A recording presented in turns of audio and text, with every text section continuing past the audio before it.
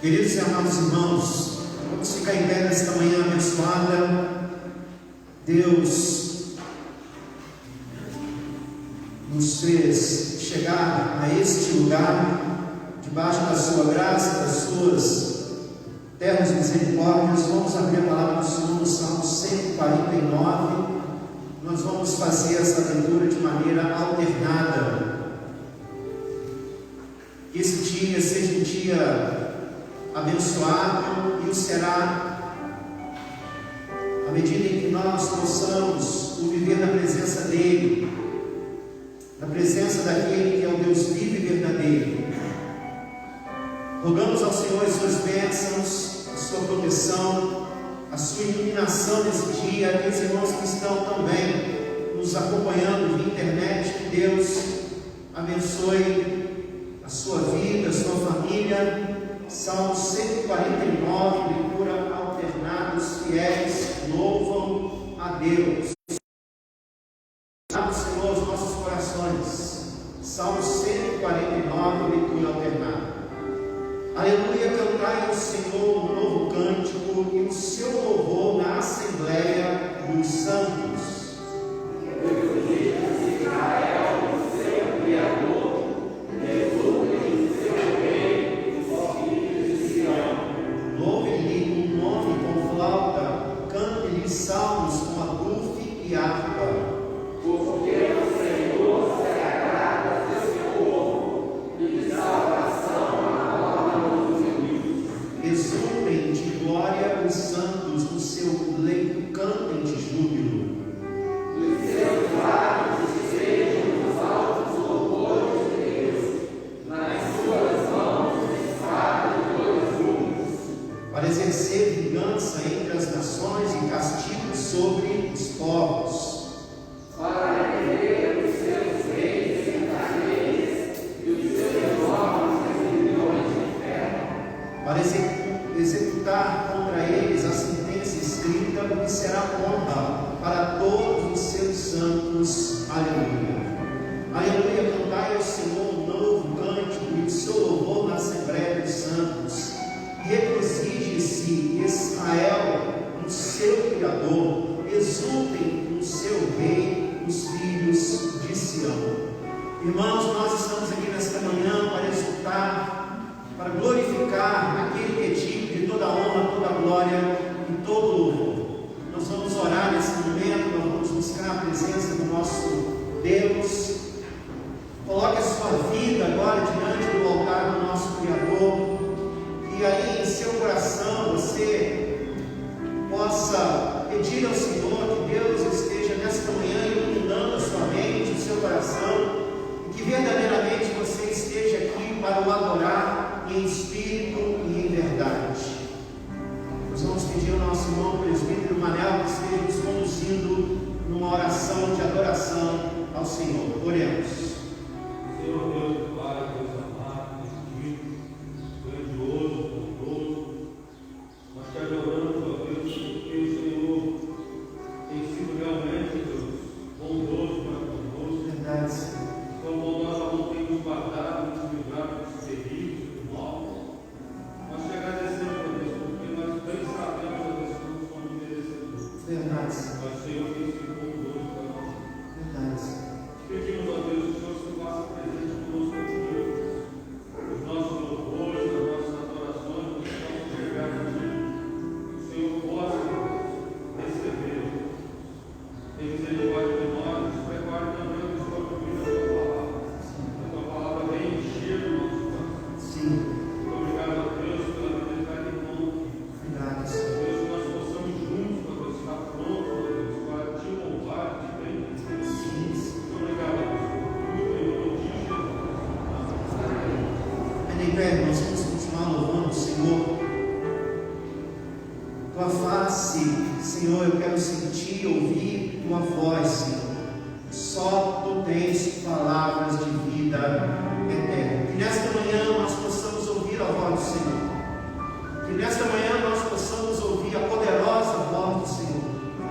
E que a nossa adoração seja um aroma suave às narinas do nosso Deus. Vamos, irmãos, louvar o Senhor com toda alegria, com toda consciência cristã que o Espírito Santo tem nos dado acerca da glória, da majestade e da soberania do nosso Deus. Louvemos ao Senhor. Queremos ver a tua face, Senhor. Queremos ouvir a tua voz.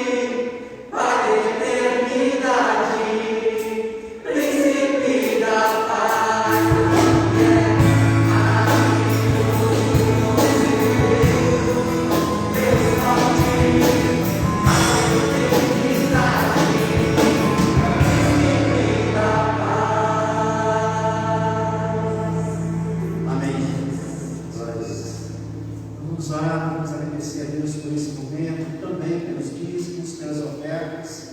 Agradecer a Deus porque Deus nos tem caminhar em fidelidade a Ele, exclusivamente a Ele.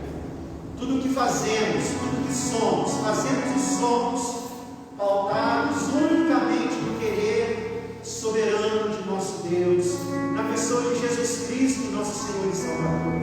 Vamos orar, vamos agradecer. A nossa irmã Fabiana vai nos conduzir nessa oração. Oremos. Pai, como nós cantamos aqui nessa manhã, Tu és maravilhoso, Tu és conselheiro, Tu és um Deus de paz. Nós já reconhecemos aqui a Tua grandeza na leitura da Tua palavra, que Tu és o Deus que governa todo o universo, Deus. Nós queremos Te louvar, ó Deus, porque apesar da nossa pequenez, apesar das nossas falhas, Tu és um Deus, ó Deus, que tem nos dado de misericórdia para conosco, Deus. Obrigada, Deus, pelo Teu grande amor derramado sobre as nossas vidas. Ó Deus, que nessa manhã Tu continue a ministrar o nosso coração. E nessa manhã Tu continue, ó Deus, a falar as Tuas palavras nessa manhã, que são palavras de vida, que são palavras de paz, que são palavras, ó Deus, que traz encorajamento e traz esperança ao nosso coração. Pai, abençoe os corações que estão aqui nessa manhã. Abençoe os corações que estão em casa assistindo. E também o Teu Santo Espírito, do mesmo modo, possa estar agindo, possa estar, ó Deus, falando aos corações.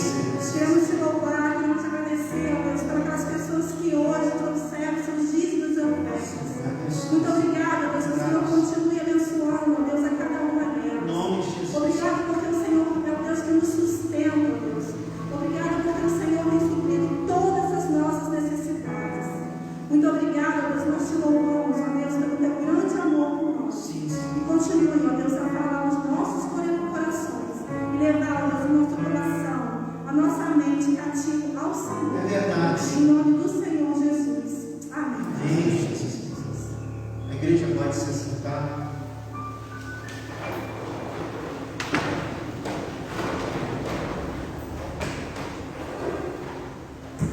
Irmãos, nós vamos abrir a palavra do Senhor na segunda carta de Pedro, capítulo 3.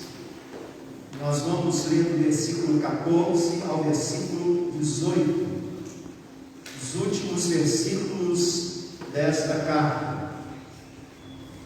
Segunda carta do apóstolo Pedro, capítulo 3, do versículo 14 ao versículo 18, palavra do Senhor ao nosso coração nesta manhã, e que com todo o temor e tremor nós possamos nos ver diante da Sua palavra. Irmãos, nós não podemos perder a dimensão do que seja estarmos diante da palavra do Senhor. É palavra de Deus ao nosso coração, à nossa alma. É palavra de Deus ao seu povo, à igreja redimida de nosso Senhor e Salvador Jesus Cristo. Segunda carta de Pedro, capítulo 3, versículo 14 a 18. O cristão deve esperar o Senhor, viver vida reta, estudar as Escrituras e crescer em Cristo. O tema desse texto em minha Bíblia é este, e assim começa o texto bíblico. Por essa razão, pois, amados, esperando estas coisas, empenhai-vos por serdes achados por Ele em paz, sem mácula e irrepreensíveis, e tende por salvação a longanimidade de nosso Senhor, como igualmente o nosso amado irmão Paulo vos escreveu, segundo a sabedoria que lhe foi dada, ao falar acerca destes assuntos, como de fato costuma fazer em todas as suas epístolas, nas quais há certas coisas difíceis de entender, que os ignorantes e instáveis deturpam, como também deturpam as demais escrituras, para a própria destruição deles. Vós, pois, amados, prevenidos como estáis de antemão, acautelai-vos. Não suceda que, arrastados pelo erro desses insubordinados, descaiais da vossa própria firmeza. Antes, crescei na graça e no conhecimento de nosso Senhor e Salvador Jesus Cristo. A Ele seja a glória, tanto agora como no dia eterno. Pai, obrigado por tua palavra, Senhor. E agora nós te rogamos, Pai, que o Senhor esteja preparando os nossos corações para compreendermos a tua verdade. Senhor, nós cremos que a tua palavra, ministrada pela ação sobrenatural do teu Espírito Santo, causa transformação, aviva a nossa alma. Por isso, Pai, nessa fé, nessa certeza, é que nós oramos. Pai, abençoe o teu povo com a tua palavra. É a nossa oração, em nome de Jesus. Amém. Irmãos, ontem, dia 31 de outubro, a Reforma Protestante, ela celebrou seus 503 anos. Quando nós falamos em reforma, a Reforma Protestante do século XVI, na essência, a reforma foi um retorno à Bíblia como a única e suprema regra de fé e de prática. Na essência, a Reforma Protestante foi isso, simplesmente um retorno às Escrituras Sagradas. Os reformadores não trouxeram nada de novo, unicamente reafirmaram com toda a veracidade, com toda a unção que o próprio Deus derramou sobre cada um deles, que a Bíblia é a nossa única regra de fé e prática. E é importante nós dizermos, irmãos, que isso ficou tão claro para os reformadores, para os pré-reformadores, que eles entenderam o seguinte: o maior desafio deles naquele momento foi colocar a Bíblia nas mãos do povo. Preste atenção nisso, meu irmão, minha irmã. Os reformadores lutaram, muitos perderam a vida, para que a palavra de Deus, as Escrituras Sagradas, chegassem às mãos de cada um dos filhos e filhas de Deus. Eles lutaram por isso, eles se esforçaram por isso, trabalharam por isso. A Bíblia precisa chegar nas mãos do povo.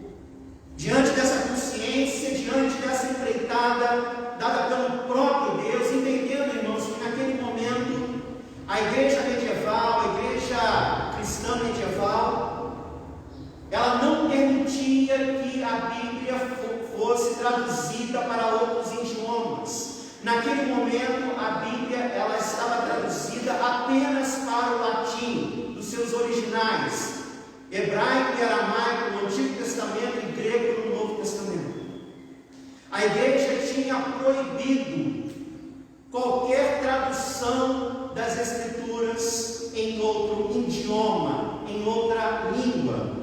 E os reformadores, despertados por Deus, tocados por Deus, entenderam que a situação não poderia continuar assim, porque na verdade o povo de Deus estava sendo cerceado das Escrituras Sagradas, e por isso o povo de Deus estava sendo manipulado, escravizado, aprisionado nos enganos produzidos produzidos pela mente corrompida dos homens. Por isso, os nossos irmãos reformadores trabalharam, se esforçaram, e assim a reforma, ela começou a, na verdade, aquecer a vida de muitos homens de Deus. Quando nós falamos em reforma, nós falamos primeiro dos pré-reformadores, aqueles homens que Deus inicialmente levantou para depois, sim, definitivamente conduzir o povo dele de volta às Escrituras. Dentre os pré-reformadores nós temos John Wycliffe, 1325-1384. John Wycliffe, inglês, começou a estudar a palavra de Deus. Ele se formou na Universidade de Oxford.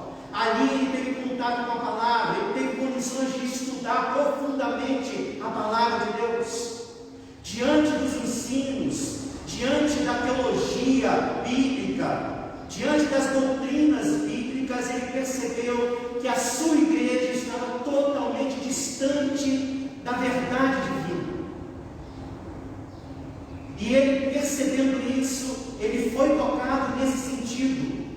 Isso não pode mais continuar assim. E está assim por quê?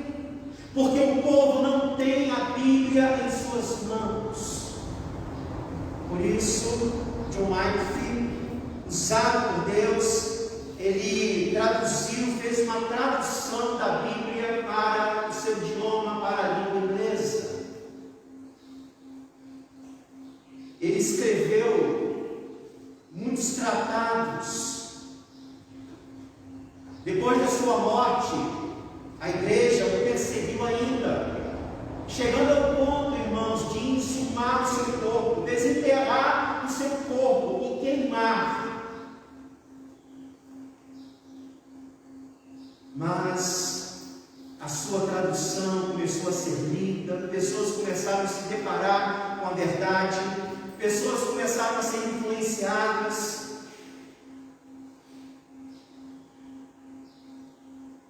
Outro pré-reformador, John Hus, vivia na Boêmia. Ele foi tremendamente influenciado pelos ensinos de Wycliffe. Se levantou também contra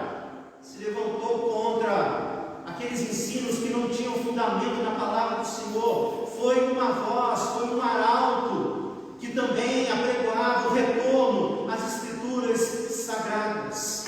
Ele foi perseguido pela igreja, foi preso. Naquele momento a igreja fez de tudo para que ele voltasse atrás, para que ele renegasse os seus ensinos. E os seus ensinos, irmãos, nada mais eram que os ensinos da palavra de Deus. Ele não voltou atrás, ele não retrocedeu, e por isso ele foi levado para a fogueira, foi queimado vivo em praça pública.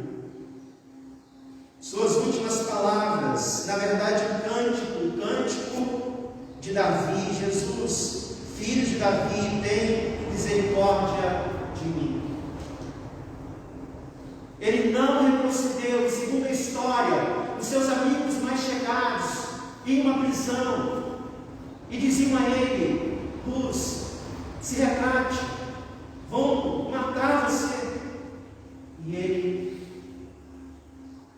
convicto: não posso fazer isso, não posso renegar a palavra, o evangelho do meu Senhor.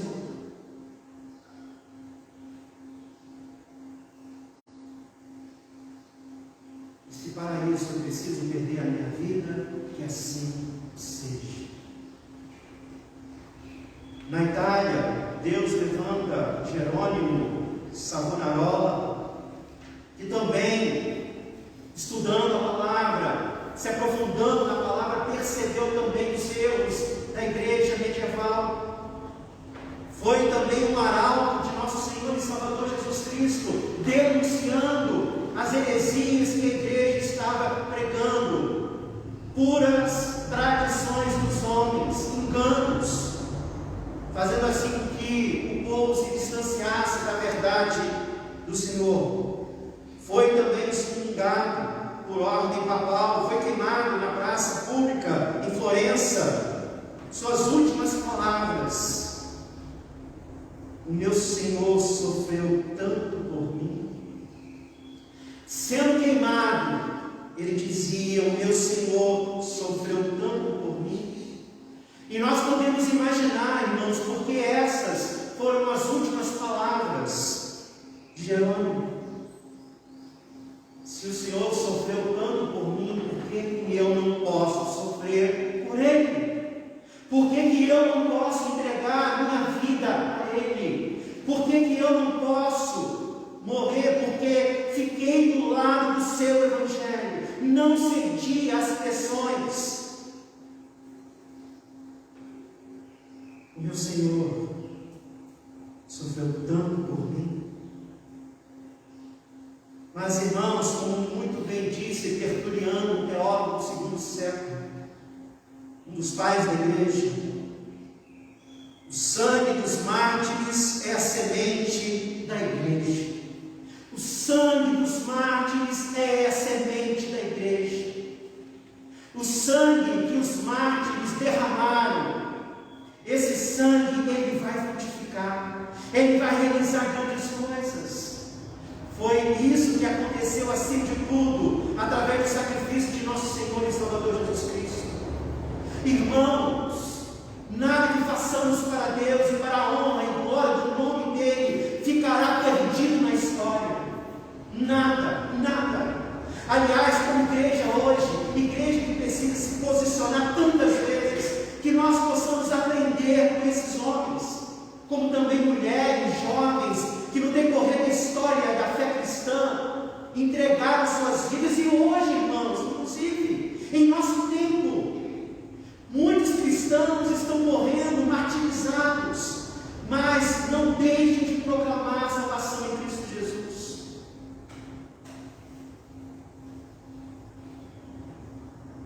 O sangue dos mártires é a semente da igreja. E assim Deus levanta aqueles homens que definitivamente levariam a reforma à frente, levariam, infelizmente, nem todo o povo, mas levariam boa parte dos cristãos de volta às Escrituras. Deus levanta primeiro o reformador Martinho Lutero, um alemão. Nós celebramos a reforma no dia 31 de outubro, porque foi exatamente no dia 31 de outubro de 1517 que esse sacerdote, monge agostiniano, também estudioso das Escrituras, tocado pelo Espírito Santo, quebrantado pelo Espírito Santo, lendo as Escrituras, estudando profundamente as Escrituras, o Espírito Santo falando ao seu coração, ele começou também a perceber o quanto a sua igreja, a igreja cristã, estava distante da verdade, o quanto a igreja abriu mão da verdade.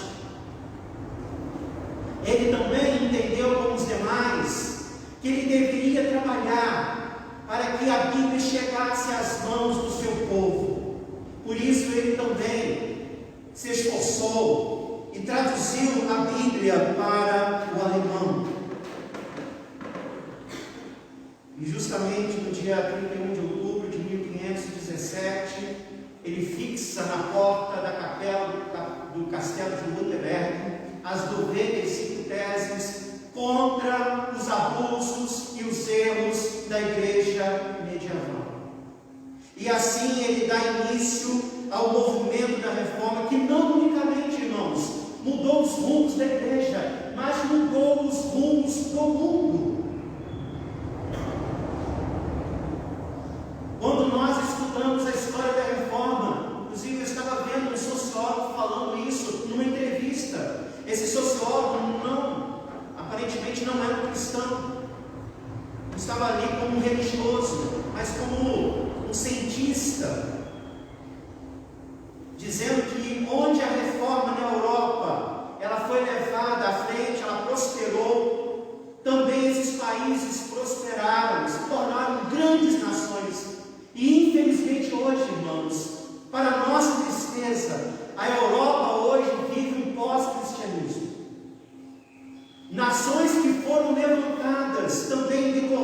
sequência da reforma protestante, que se tornaram nações prósperas. Infelizmente hoje nós percebemos que essas mesmas nações, elas desprezam a palavra de Deus, decidem de tal forma que suas decisões afrontem a palavra de Deus. Mas Martinho Lutero, naquele momento, ele foi fiel, conduziu a sua nação de volta à Bíblia. Deus o abençoou. A partir de Martinho Lutero, os ventos divinos da reforma se espalharam por toda a Europa. Na Suíça, Deus levanta o francês João Calvino. Na Escócia, John Knox. Aliás, a nossa igreja, a igreja presbiteriana, ela nasce na Escócia com o reformador John Knox. A igreja presbiteriana, como nós a conhecemos hoje, sua forma de governo, enfim. Na Holanda, Deus levanta Menno Simons. Na Inglaterra, levanta primeiro William Tyndale e depois Thomas Cranmer. O movimento da reforma começa a se espalhar pela Europa, e sempre irmãos, nessa direção. Os reformadores entendiam que precisavam colocar a Bíblia nas mãos das pessoas. Os reformadores entenderam que deveriam lutar para que a Bíblia chegasse nas mãos da cristandade, dos cristãos. Falamos sobre isso, sobre esse empenho, sobre essa empreitada. Vamos pensar um pouquinho sobre a vida de William Tyndale, um reformador. William Tyndale, inglês, estudou em Cambridge, se aprofundou também nas Escrituras, percebeu também os erros, e foi levado a entender também que ele precisava lutar para que a Bíblia na língua inglesa chegasse nas mãos do seu povo. Ele lutou por isso. Ele traduziu a Bíblia, em especial o Novo Testamento. Ele fez a tradução para o inglês a partir do original, da língua original, do grego. Depois de ter feito a sua tradução do Novo Testamento, ele apelou para o bispo de Londres para que revogasse uma lei aprovada, irmãos, que impedia que a Bíblia fosse traduzida do latim para qualquer outro idioma. Ele apelou para as lideranças de seu país. Ele foi renegado, mas mesmo assim ele continuou a sua empreitada. Ele teve que sair da Inglaterra, foi para a Alemanha, terminou lá a sua tradução, imprimiu. E aqui, irmãos, nós podemos dizer que nós temos um contrabandista da Bíblia, porque o que ele fez? Ele começou da Alemanha e de outros lugares a contrabandear a Bíblia para a Inglaterra. A Bíblia foi contrabandeada em sacos de farinha, porque ela estava proibida de ser lida em outro idioma. Mas William Tyndale não desistiu. Começou a contrabandear a Bíblia para a Inglaterra. Chegaram na Inglaterra em navios que levavam farinha. As Bíblias iam dentro dos sacos de farinha. E assim a Bíblia, no idioma inglês, foi sendo espalhada pela Inglaterra. As autoridades religiosas, inclusive o próprio reino, começou a pegar essas Bíblias. Inclusive houve uma queima de Bíblias em frente à Catedral de São Paulo, em Londres, por decreto do rei. Começaram a recolher as Escrituras na língua inglesa e começaram a queimar. Mas o William Tyndale, ele não desistiu, ele continuou produzindo. Deus também colocou em sua companhia colaboradores, pessoas de posses. Dentre eles, um homem que dizia o seguinte: para cada Bíblia que o Império queimar em frente à Catedral de São Paulo, nós vamos produzir mais 4. Não vão impedir que a E assim aconteceu, irmãos. Para cada Bíblia que era queimada em frente à Catedral de São Paulo, 4 Bíblias eram produzidas. E assim Tyndale continuou a sua empreitada, teve que fugir, ia de cidade em cidade, de país a país, sendo perseguido. Falava 7 idiomas fluentemente, isso atrapalhou muito os seus perseguidores. Mas, irmãos, quando ele estava na Bélgica, na Antuérpia, ele foi traído por um homem e assim o capturaram Tyndale. E no dia 6 de outubro também de 1536, ele foi executado, queimado vivo. As suas últimas palavras na hora do martírio: Senhor, abra os olhos do rei da Inglaterra, abra os olhos do rei da Inglaterra, que ele possa permitir que a palavra do Senhor, o Evangelho de Cristo, seja entregue nas mãos de cada homem e mulher de nossa nação. E assim ele morreu. Segundo a história, em determinado momento da sua vida, um certo clérigo disse a ele o seguinte: melhor é viver sem a lei de Deus do que a lei do Papa. Esse clérigo, esse homem religioso, esse sacerdote chega para William Tyndale e diz: é melhor viver sem a lei de Deus do que a lei do Papa. E a resposta de Tyndale foi esta, abre aspas: se Deus poupar minha vida, farei com que o menino que conduz o arado saiba mais sobre as Escrituras do que você. Glória a Deus, louvado seja o nome do Senhor. Por isso, irmãos, que ele morreu, por isso que ele foi martirizado, assim como tantos outros, entendendo, discernindo, tocado pelo Espírito Santo. E conhecereis a verdade vos libertará. Eu preciso ver o meu povo liberto. Eu preciso que aquele menino que guia o arado também tenha a Bíblia na mão e possa responder e possa renegar toda heresia, toda doutrina contrária à palavra de Deus. Mas, irmãos, aqui nós temos um alerta para nós hoje.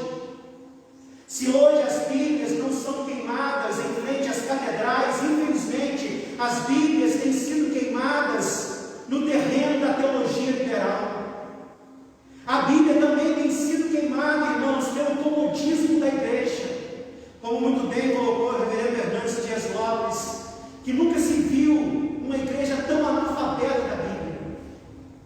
É um alerta para nós hoje, irmãos. É um alerta para nós que somos pais, avós, tios. Nós temos que lutar. Nunca a igreja foi tão desafiada. Eu não vou dizer nunca, porque a igreja, aliás, sempre foi desafiada. Mas nesse mundo moderno, nesse mundo de muitas distrações, nesse mundo em que uma pessoa fica com o celular o dia inteiro nas mãos, tem tempo para as mídias sociais, Facebook, Twitter. Eu não estou falando que isso seja errado, pecado, irmãos, mas se torna um pecado quando nós usamos tudo isso de uma forma errada, quando roubamos o tempo precioso de estarmos estudando a palavra, orando. A igreja tem que repensar muitas coisas. E aí, coisas vão acontecendo, inclusive na vida do próprio povo de Deus, e alguém pergunta: mas por que está acontecendo isso? Nós sabemos por quê, irmãos. Nós sabemos por quê. Com certeza é uma pergunta retórica, porque nós sabemos a resposta. Muitas coisas terríveis têm acontecido, inclusive até no povo de Deus, porque o povo de Deus não tem o procurado como deveria. dedicado a Ele, ao conhecimento dEle. Irmãos, se a palavra de Deus sempre foi atacada, ridicularizada, desqualificada, desacreditada, maior tem sido e continuará sendo o poder de Deus em preservá-la. Amém, irmãos? O Deus que inspirou a palavra é o Deus que preserva a palavra. E por mais que os oponentes da fé, por mais que os oponentes da verdade se levantem, não vão conseguir calar a voz de Deus. Não vão conseguir calar a voz de Deus através da igreja, de um povo que caminha em fidelidade à palavra do Senhor, tendo a palavra de Deus como a única fonte de regra e de prática. E se você acha, meu irmão, que nós estamos aqui em férias desse mundo, cuidado com esse tipo de visão. Nós estamos travando uma guerra, já foi ganha, mas a cada dia somos desafiados a enfrentar as muitas batalhas. E dentre as muitas batalhas está essa: a batalha de não abrirmos mão da verdade de Deus por ninguém e por nada. Por ninguém e por nada.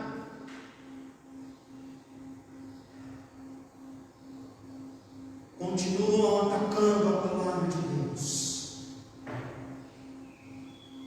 Vou falar sobre algo agora, irmãos, que eu falo não com rancor, não com ódio, não com espírito de julgamento, porque a palavra de Deus tem nos ensinado que nós não podemos julgar pessoas, mas devemos julgar ideias, pensamentos. Nós não julgamos pessoas, mas julgamos ideias. O próprio Senhor Jesus, no Sermão do Monte, ele disse aos seus discípulos, alertou os seus discípulos, dizendo o seguinte: olha, eles se comportam assim, mas vocês não. Naquele momento, Jesus estava ensinando os seus discípulos a serem críticos, não uma crítica destrutiva, mas uma crítica saudável, isto é, crítica no sentido de perceber, de entender, de discernir as coisas, o que é certo, o que é errado, e tomar o caminho correto. Mas nós precisamos falar sobre isso hoje, irmãos, porque como igreja nós precisamos também defender o Evangelho, defender a verdade.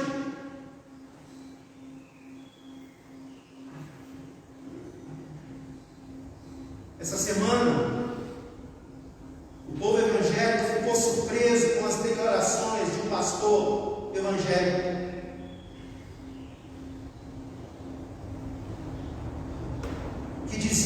Que disse coisas como, abre aspas, em um sermão. E nós estamos trazendo isso não porque alguém nos contou. Eu, em particular, eu assisti todo o sermão. Não estou tirando nada aqui fora de contexto. E eu louvo a Deus porque não foi um discernimento que apenas eu tive. Homens de Deus do nosso país, homens comprometidos com a palavra, se posicionaram também. Volto a dizer, irmãos, nós estamos pensando sobre isso aqui, não tomados por um sentimento de rancor, de ódio, nada disso.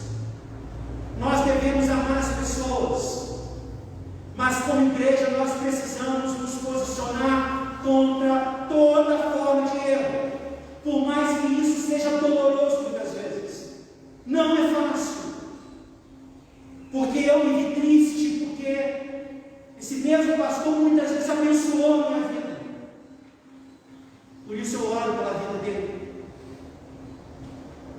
Mas nesse sermão ele disse coisas como, abre aspas, a Bíblia precisa ser ressignificada, ela precisa ser atualizada.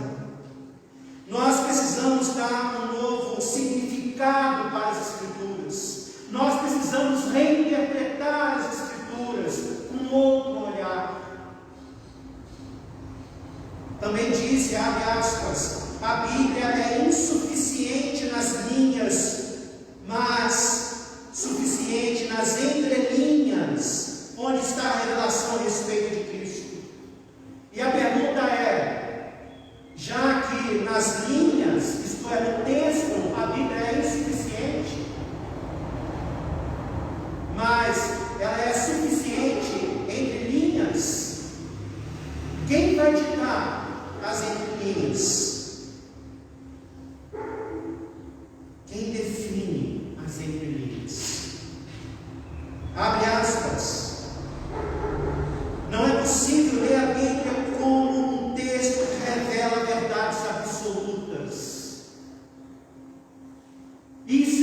muito sério, irmãos, porque a fé cristã, nesses 2000 anos, ela é pautada numa verdade absoluta.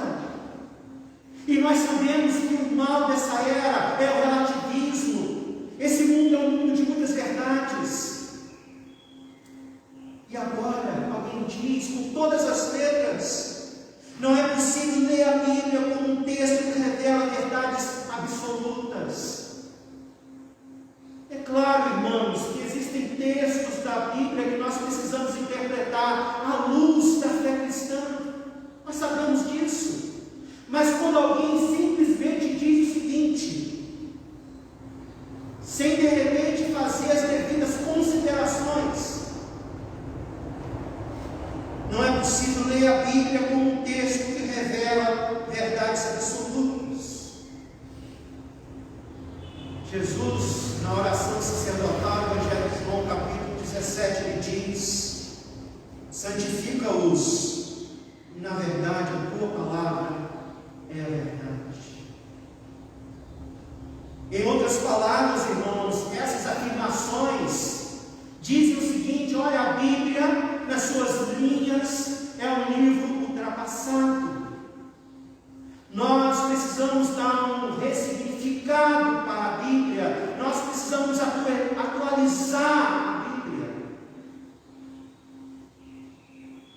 Trago à minha memória as palavras do saudoso Billy Graham: a Bíblia é mais atual que o jornal que sairá amanhã. A Bíblia é mais atual que o jornal que sairá amanhã. Triste isso, irmãos. Ainda, abre aspas, não somos seguidores de um livro, mas seguidores de Jesus. Como pode, irmãos? Muito sutil. A princípio parece até uma palavra correta. Não somos seguidores de um livro, mas somos seguidores de Jesus. Mas faltou dizer que nós conhecemos Jesus através do que, irmãos? Da palavra. Nós conhecemos Jesus, nós passamos a conhecer Jesus, a sua vida, a sua obra, o seu sacrifício redentor, o seu estilo de vida, o seu evangelho, as suas verdades chegaram a nós hoje através da palavra. Através tanto do Antigo Testamento, porque lá os profetas já profetizavam a vida do ungido do Senhor, como também os evangelhos, as cartas. Como nós podemos dicotomizar, separar Jesus da palavra? Isso é um erro grave, irmãos, porque com isso eu vou entender o seguinte: eu vou interpretar Jesus da forma que eu acho a maneira mais correta, da forma que eu acho. Eu vou olhar para Jesus, eu vou seguir Jesus do meu jeito. Isso é um abismo espiritual, irmãos. Isso é um abismo. Falamos isso, irmãos, com tristeza no coração.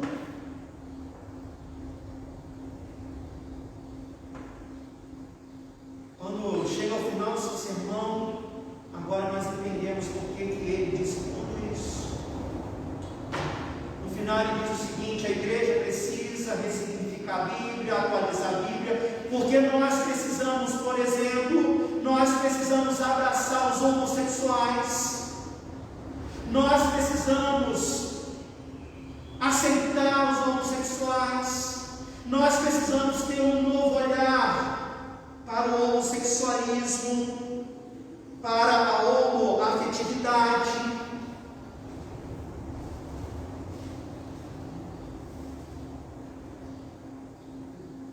Alguém disse com muita propriedade, irmãos, com muita propriedade: a igreja de Jesus está aberta para todos, mas não está aberta para tudo. Amém, irmãos? Amém. A igreja de Jesus está aberta para todos, mas não está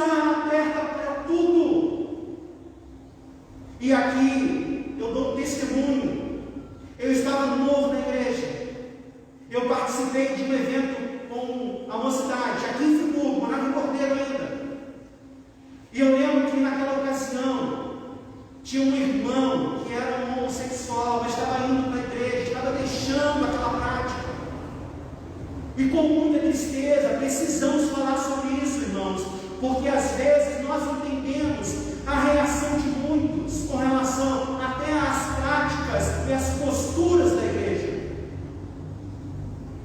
E eu lembro que naquele acampamento, aquele rapaz estava lá, muitos sabiam da vida dele, e é com muita dor no meu coração, eu era novo convertido. Eu fiquei muito triste porque eu percebi que muitos jovens da igreja faziam piadas com ele, brincadeiras diabólicas com ele.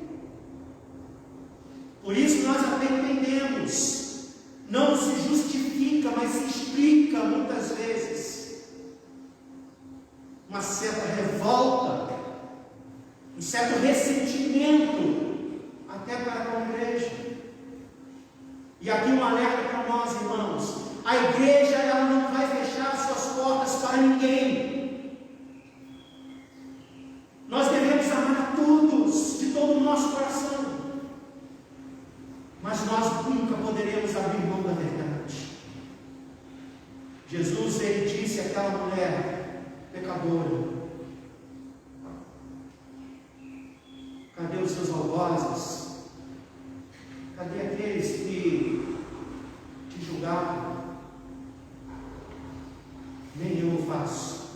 Vai e não peques.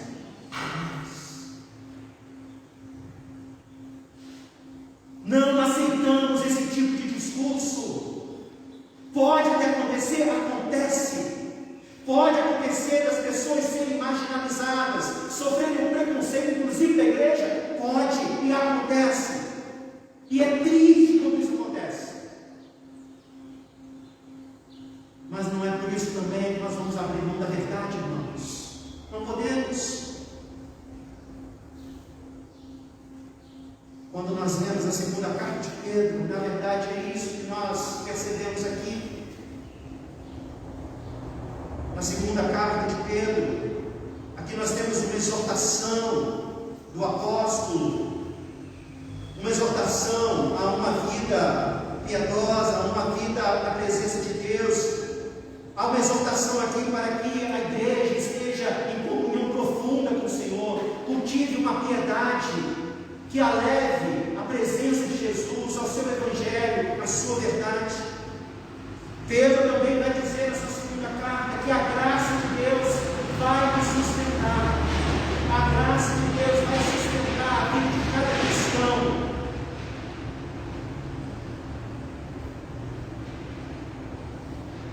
Quem entenda que precisa viver a verdade do Evangelho na sua vida. Porém, irmãos, o fato de termos essa certeza que a graça do Senhor está sobre nós, isso não quer dizer que devemos relaxar. Não podemos relaxar. Nós devemos estar atentos, nós devemos vigiar, nós precisamos resistir. Por isso, nesse texto que nós lemos, como em toda a carta, algumas lições preciosas. Não vamos nos alongar. Primeira lição que nós percebemos nesse texto que nós lemos, Pedro aqui nos ensina que nós devemos concentrar esforços para viver uma vida piedosa, uma vida de comunhão profunda com Deus. Nós precisamos nos concentrar em Deus, precisamos concentrar esforços para uma vida piedosa. É o que ele diz no versículo 14: por essa razão, pois, amados, esperando essas coisas, empenhai-vos por seres achados por ele em paz, sem mácula, irrepreensíveis. Diante desse quadro que nós estamos vivendo hoje, a palavra de Deus sendo atacada, as verdades do Evangelho sendo atacadas, nós precisamos concentrar esforços para vivermos de uma forma profunda na presença de Deus, não abrindo mão dele. Nós precisamos nos empenhar para sermos achados por ele em paz, sem mácula, irrepreensíveis. No capítulo 1, verso 5, Pedro diz assim: por isso mesmo, vós, reunindo toda a vossa diligência, associai com a vossa fé a virtude, com a virtude conhecimento, com o conhecimento do mundo próprio, com o domínio próprio, a perseverança, com a perseverança a piedade, com a piedade a fraternidade, com a fraternidade o amor. E para aqueles que muitas vezes usam o amor para abrir mão da palavra, Pedro está dizendo aqui, nesses versículos, que nós precisamos reunir toda a nossa diligência, toda a nossa perseverança, toda a nossa convicção,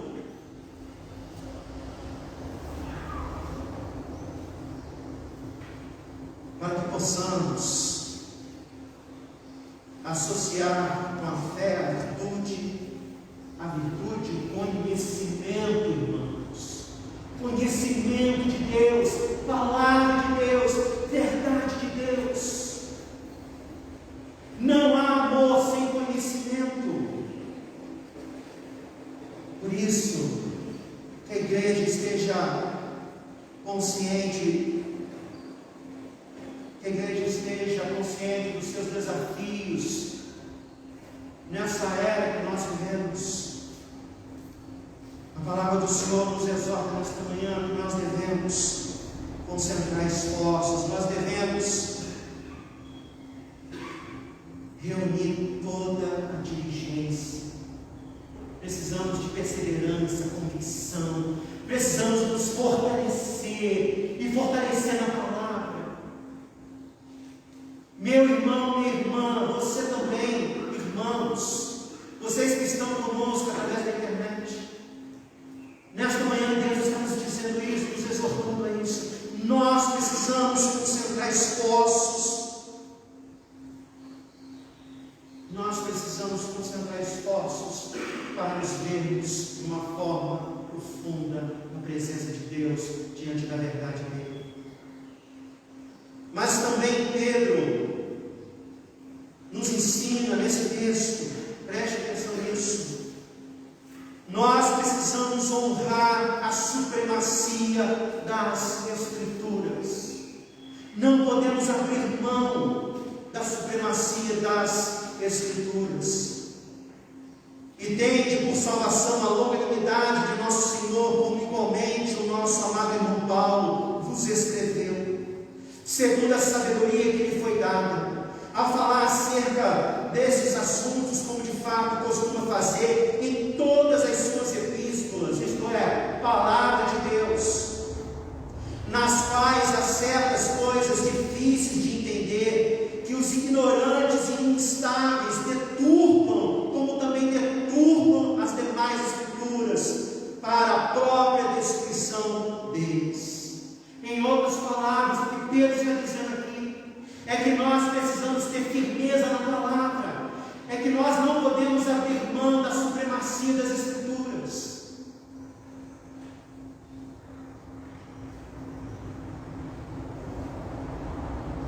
Mesmo diante dos ataques, irmãos,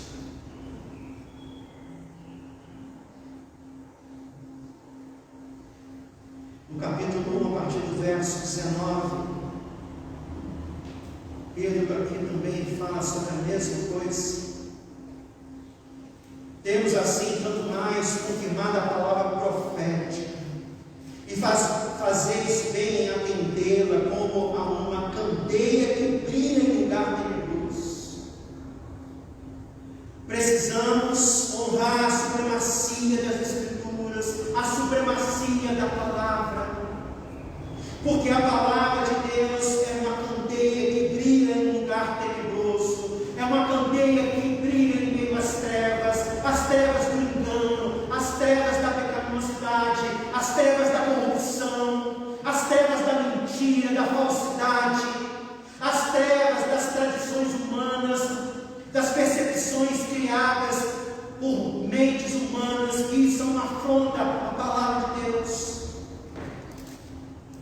Não podemos abrir mão da supremacia da palavra, porque a palavra de Deus é uma candeia que brilha em lugar tenebroso. E mais, verso 20, sabendo primeiramente isso, que nenhuma profecia da Escritura provém de particular elucidação, isto é, não é e não provém da mente humana,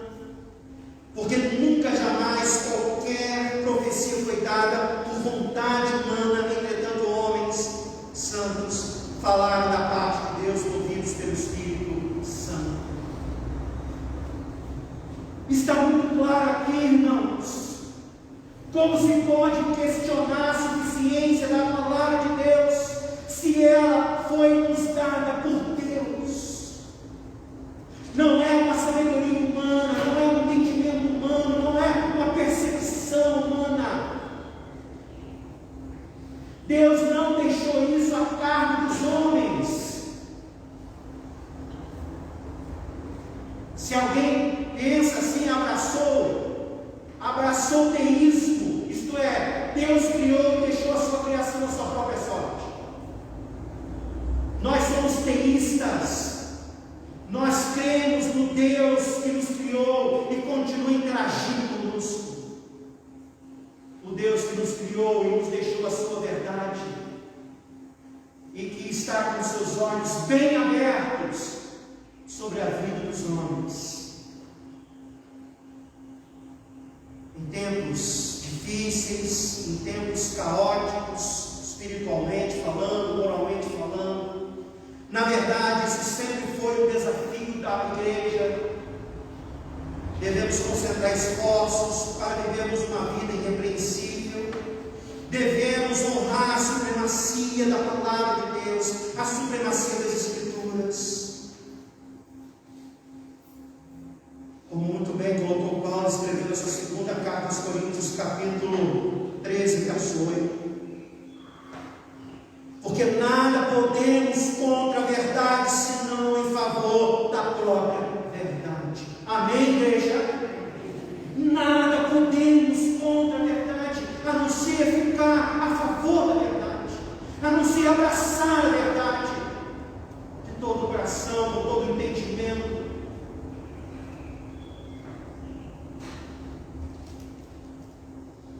O pastor e teólogo, saudoso Sproul, Robert Sproul, certa vez ele afirmou: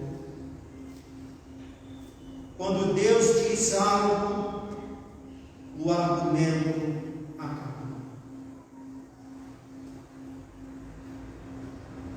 Quando Deus diz algo, o argumento acabou. Está decretado. A palavra de Deus não é mutável. A palavra de Deus não está refém da cultura, da sociedade e da mente humana decaída.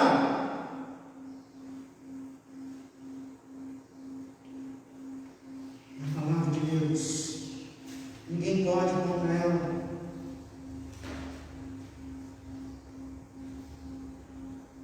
Judas, versículo 3, exorta a batalhar diligentemente pela fé. Preste atenção nisso, irmãos.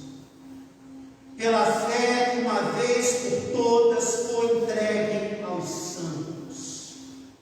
A fé que de uma vez por todas foi entregue aos santos. Fé aqui, conjunto de verdades nos dada por Deus, na pessoa de Cristo. E esse conjunto de verdade foi nos dado de uma vez por todas, aonde entra ressignificar a Bíblia, onde entra atualizar a Bíblia. Tudo está consumado, tudo está consumado, e a palavra de Deus é suficiente. Não é suficiente. Honra a suficiência, a supremacia das Escrituras. Como honrar? Preste atenção nisso, meu irmão, minha irmã. Seja você um adolescente, um jovem, até uma criança. Como honrar? Honre conhecendo. Honre detendo essa palavra. Honre dando valor à palavra, estudando a palavra, sendo um conhecedor, uma conhecedora da palavra. Não dá para dizer que nós honramos a Deus e a palavra dele, se definitivamente nós não fazemos na prática. Palavras, irmãos, jogadas ao vento, se tornam pueris. Se nós queremos honrar a palavra, a supremacia da palavra. Vamos nos dedicar à palavra. Eu fico imaginando a quantidade de pessoas que ouviram essas palavras desse pastor e que não tem fundamento na palavra de Deus, tomaram como verdades para as suas vidas. Mas aqueles que têm o conhecimento não se deixaram levar. Diante de tudo isso, diante desse quadro que nós temos visto nos nossos dias, diante dos ataques, vamos honrar a supremacia das Escrituras. E por último, terceira lição desse texto: vamos nos posicionar com coragem. Vamos nos posicionar com coragem diante de todo erro, diante de toda heresia. Vós, pois, amados, prevenidos como estáis de antemão, acautelai-vos. Não suceda que, arrastados pelo erro desses insubordinados, descaiais da vossa própria firmeza. A igreja precisa se posicionar com coragem. A cristã precisa se posicionar com coragem. Não pode ter medo de ficar do lado de Deus, do lado de Cristo, do lado da sua palavra. Porque a própria palavra do Senhor diz que nós estamos aqui não para agradar os homens, mas nós estamos aqui para agradar a quem, irmãos? A Deus, a Jesus. E Pedro, aqui nessa carta, está nos exortando a isso. Nós devemos nos posicionar, nós devemos dizer não. Olha o capítulo 2, a partir do verso 1. Assim como no meio do povo surgiram os nossos profetas, assim também haverá entre vós falsos mestres, os quais introduzirão dissimuladamente heresias. Olha, irmãos, note que o texto não está dizendo que eles tentarão introduzir, não. O texto está sendo claro, eles vão introduzir dissimuladamente, algo dissimulado, é algo sutil. Heresias destruidoras, até o ponto de renegar o soberano Senhor que os resgatou. Como nós, irmãos, renegamos ao nosso Senhor? Quando nós renegamos a sua palavra, o seu evangelho. É interessante que muitos hoje dizem o seguinte: nós amamos a Jesus, mas abrem mão da palavra do evangelho dele. Como pode?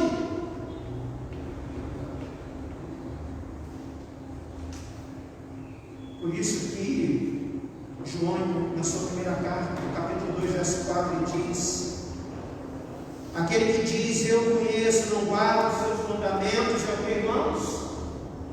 Mentiroso. E nele não está a verdade. Essas pessoas que ficam criticando a palavra, essas pessoas que ficam semeando essa semente da dúvida, elas dizem isso, não. O que importa é Jesus, o que importa é o amor, o que importa é a manifestação do Espírito Santo.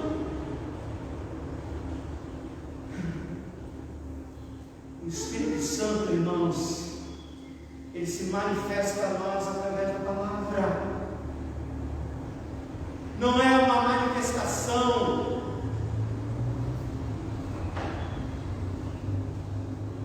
alienada da palavra da verdade.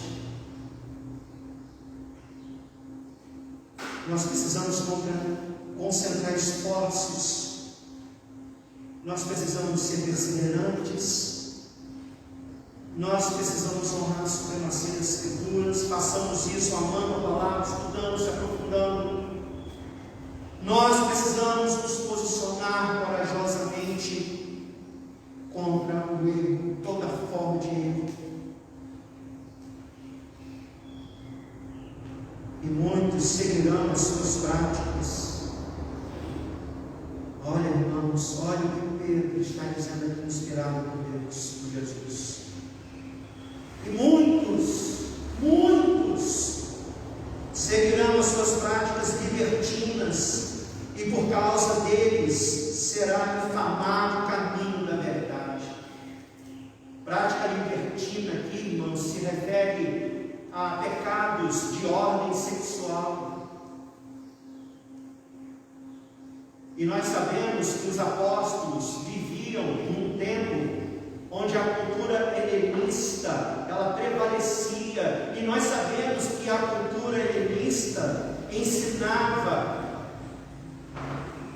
era uma prática daquela cultura, relacionamentos homossexuais, mas tanto Paulo, como Pedro, como os apóstolos se posicionaram, e eu não sei se você percebe o quanto a igreja é pressionada a abrir mão disso, abrir mão, reconhecer casamento gay e outras coisas mais. Triste, irmãos, triste.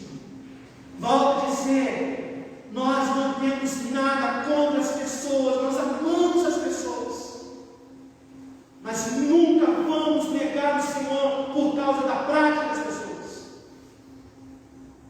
porque nós sabemos em quem temos crido, e Ele é poderoso, e Ele é poderoso.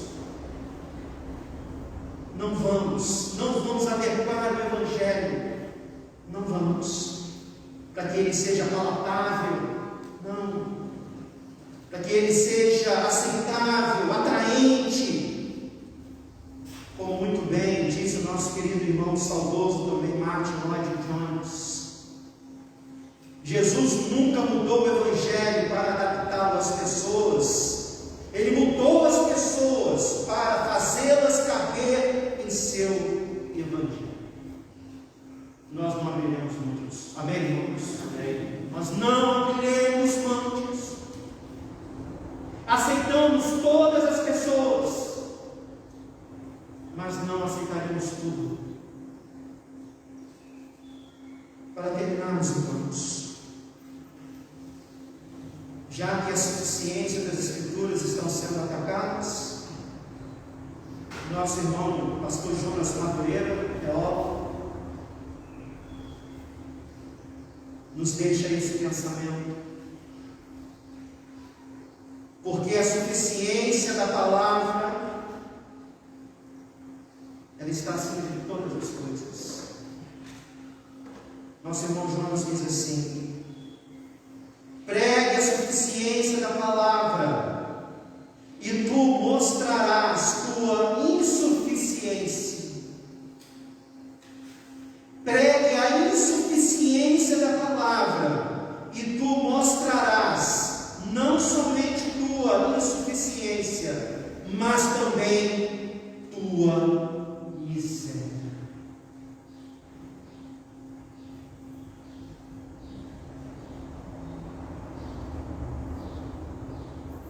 Passará o céu e a terra, porém as minhas palavras não passarão. A pressão é muito grande, irmãos, mas se tivermos de ser perseguidos, paciência, tudo posso naquele que fortalece. E o nosso general continua sendo Cristo. Vamos ao nosso, vamos ficar em pé, vamos orar. Antes de orarmos, vamos ao nosso nessa bela canção. Nosso general Cristo. 503 anos da Reforma Protestante, quando nós estudamos a história, tantos homens se dedicaram, homens entregaram suas vidas para que a palavra do Senhor chegasse às mãos da igreja. Se nós estamos aqui hoje, irmãos, nessa liberdade de cultuarmos a Deus em espírito e em verdade, se nós estamos aqui com a palavra do Senhor em nossas mãos, muitas pessoas derramaram seu sangue, muitas pessoas derramaram seu sangue para isso. Que nós possamos continuar esse legado de fé e de coragem, mais do que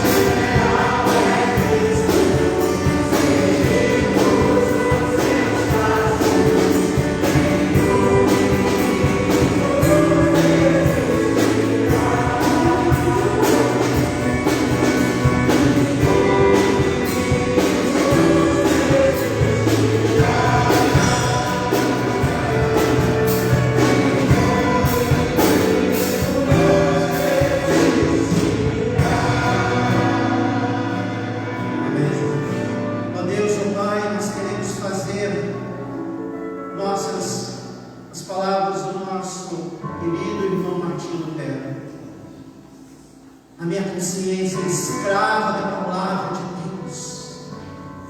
A minha consciência não é escrava dos homens, não é escrava das falácias humanas, enganos, mentiras, mas a minha consciência é escrava unicamente da palavra, da verdade do soberano Deus, nosso Criador.